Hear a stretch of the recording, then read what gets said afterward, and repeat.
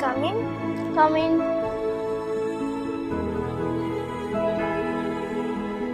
বসো। তুমি মনীষা তো? হ্যাঁ ম্যাম।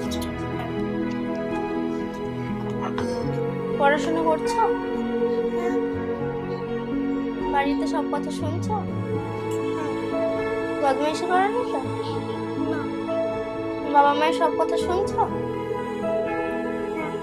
ঠিক করে ভেবে বলো কিন্তু।